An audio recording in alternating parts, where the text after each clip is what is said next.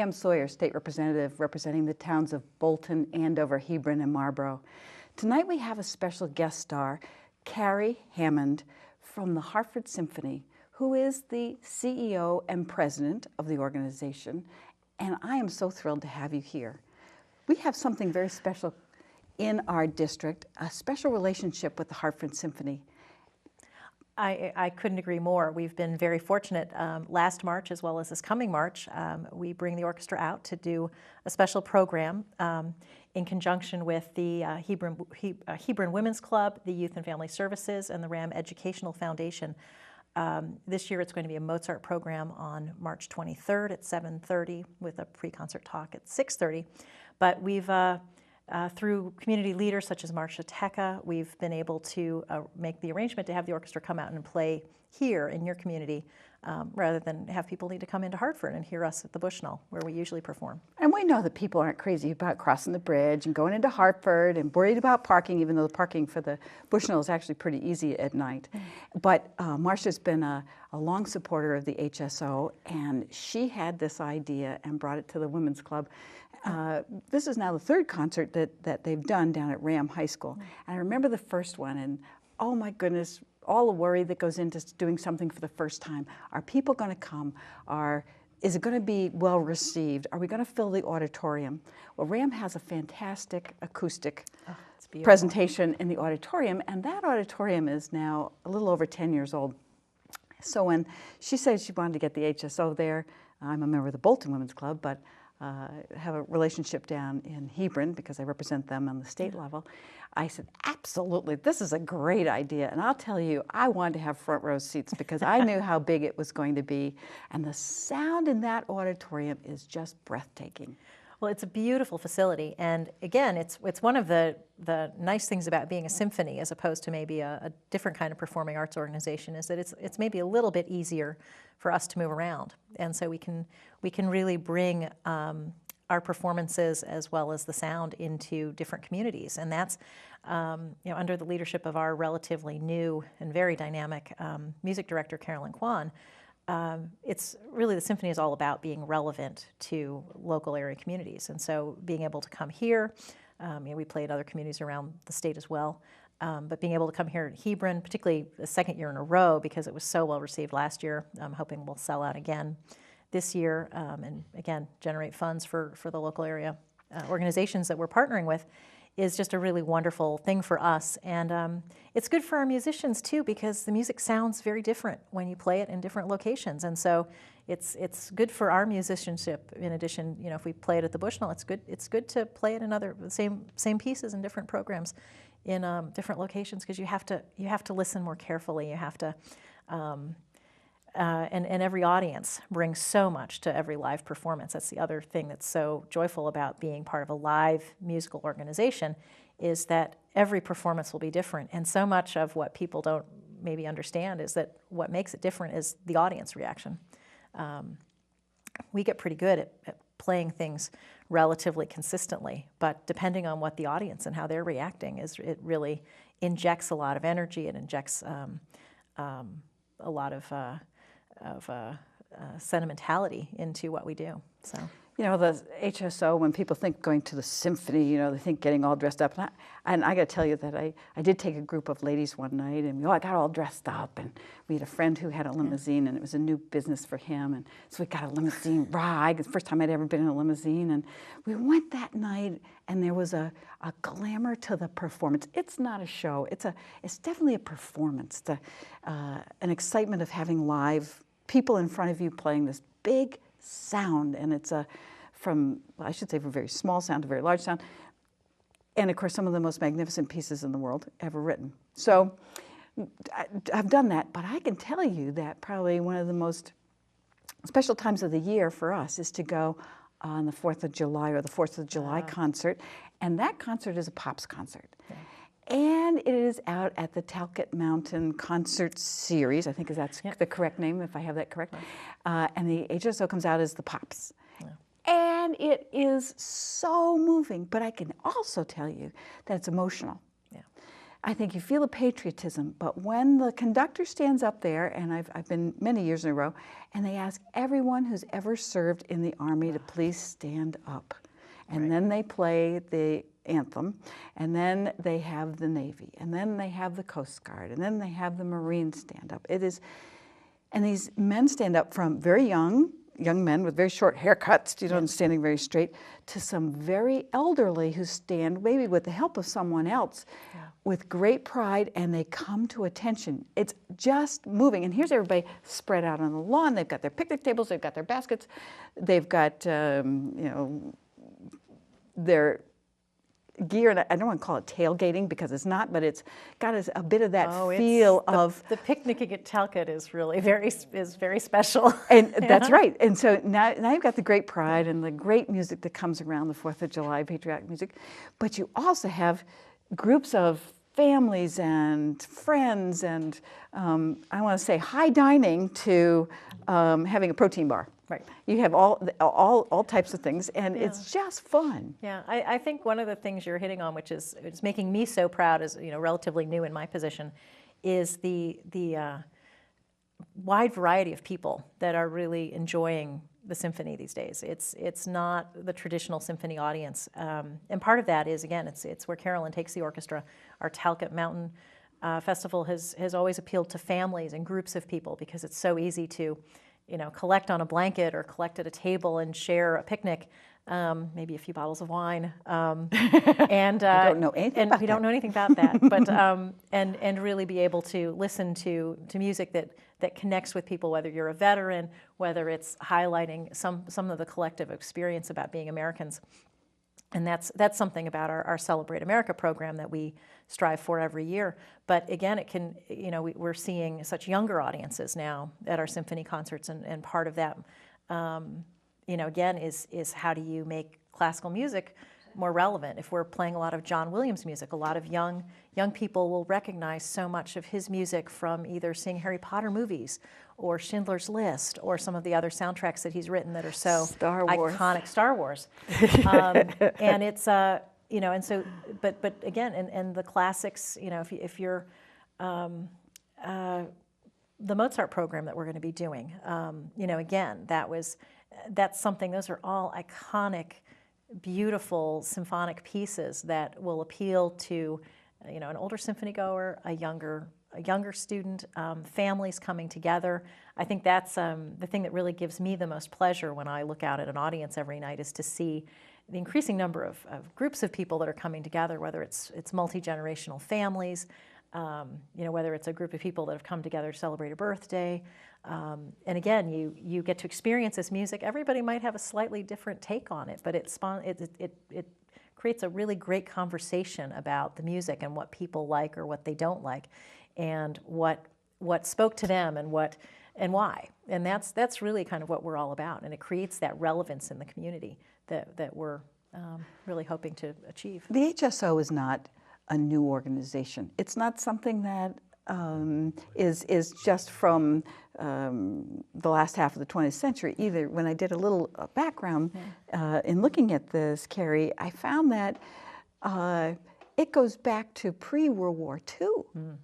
Yeah, we actually started as a WPA project in the Depression, and we'll be celebrating our 70th season. Now, the math doesn't quite add up for anybody looking to that, because we did go dark during World War II when we had musicians away in service. But it's really been in our community for 70 years. We are so excited about celebrating that 70th season next year. We have all sorts of special pieces and guest artists and things being lined up right now. We'll be able to announce that season in a few more weeks, but we're really looking forward to the opportunity of celebrating with as many people as possible throughout the state, really.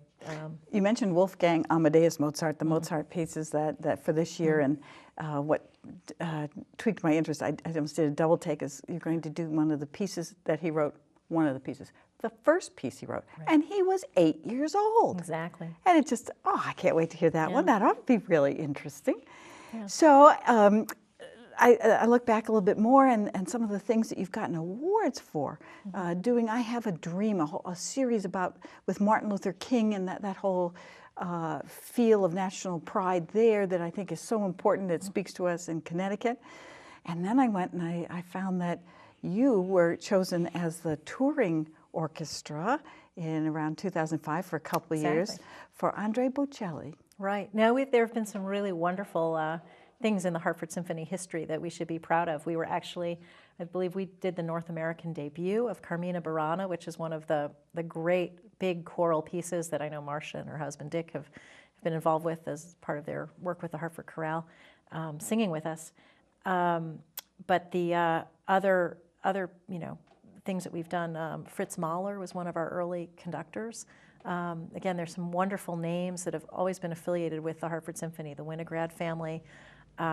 We've been, Emmanuel Axe, Yo-Yo Ma, they've come to play with us over the years. It's really been, a wonderful resource for us to bring these guest artists to Hartford. But also, again, it's the orchestra's probably, if you haven't heard the Hartford Symphony recently, you would understand why Adina Menzel and folks like that like to play with us, because it's a wonderful sound. It's a wonderful group of musicians, and they like to play with us. Well, and we have a wonderful artistic infrastructure here in Connecticut, places that we can do that. I don't know if people have focused in detail on the new Connecticut State Tourism campaign, but the orchestra playing that soundtrack and in the video is the Hartford Symphony. As it should be. As it should be. It's a New York ad agency, but they're going to hire, they can... We're a little sensitive about that part. Well, I know, but again, it's the sort of thing where you can, we're recognized throughout the region as being a high quality level of play. We did a series of concerts down at the New York Botanical Gardens last year, which was very well received and wonderfully put together. Again, partially because, again, our focus is on figuring out what we can play and where we can play so that you can have a conversation about it and really connect with the music, not just about, oh, here's a group on stage playing a concert, I'm sitting in a seat. I'm just kind of sitting there. It's really about how do we connect people with that music and how can we have that, hopefully change the way they experience the evening.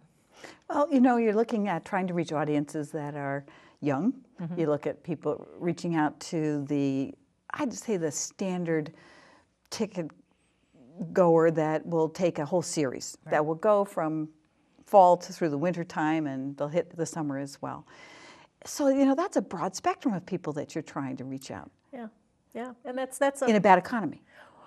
Well, I think we're very lucky. I'm proud to announce that we're seeing ticket sales that are up over 25% from last year. And again, I think a lot of that speaks to our programming, but a lot of it speaks to that. We do put systems in place, and tickets for students coming to our concerts are only $10. I mean, in some respects, it's easier to bring your children to a concert than hire a babysitter. And particularly if they're young musicians, there's no better thing for them to be experiencing right now than to see a live symphony playing, under the dynamic leadership that we have. The other thing that we have on Saturday nights for patrons under 40, we have $25 ticket prices. So again, trying to get that young audience who maybe hopefully they've all come through great school systems like we've had in many places here in Connecticut, where they get music in school, but then they've gone to college, they come back, getting over that impetus or that ledge to I haven't been to a concert in so many years. You really want to sort of lure them back, and then once they're back, I think they have such a good time that again we're starting to see the average age of our subscribers is dropping, and it's just really wonderful to see so many multi-generational groups coming to the symphony together. It's great. Now, I'm going to share that one of the other well-known secrets of the HSO is that these concerts oftentimes are on Connecticut Public Radio. Well, not as much as they have been. Sometimes. Yeah, sometimes. And that is just an extra special treat. Yeah. Because those are the times you can't go, but it's also a way to show you off to another audience that perhaps is housebound, that perhaps cannot go. And well, I'll speak to Jerry Franklin and his friends there, because when Connecticut Public Radio, they don't have as much opportunity to program classical music as they did in years past, and I do think it would be a great opportunity for them to do a little bit more. We can push them. Maybe we'll give a little nudge. Yeah. We can make those calls. But again, we have a great relationship with them, and really enjoy working with our friends at CPTV. So I'm hoping that we'll do more and more in the years to come.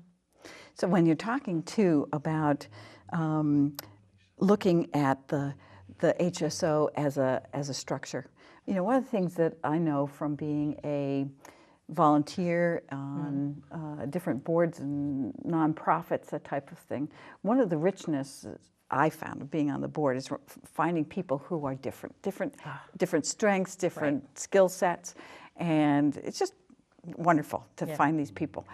Well, I was looking, again, this little bit of research I did on the HSO, that you have a great board governance model because you bring the musicians right in on all your boards. Absolutely. We have about 20% of our board is active musicians, and we're one of the few orchestras that does that.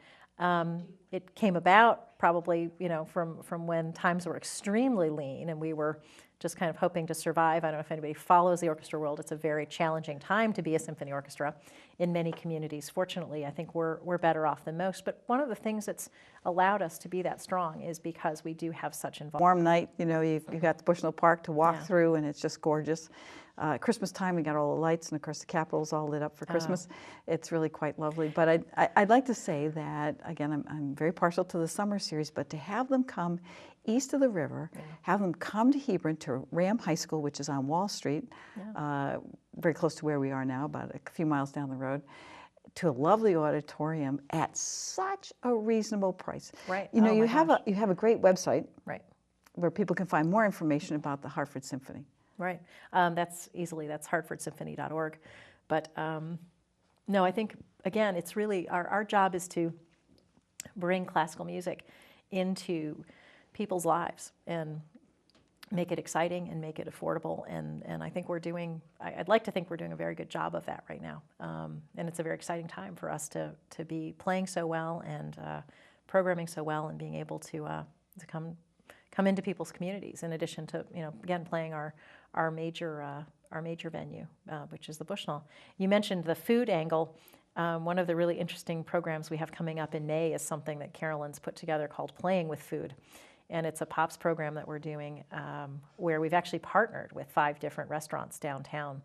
And we are programming a piece of music based on their signature dish, and they are creating a dish based on a piece of music that we've given them. And we weren't quite sure how this was going to work when we started to put it together, but it's just taken off. And we're going to have throughout March, April, and May, if you visit these 5 restaurants and partake in the dish, you know, and get sort of your little passport stamped.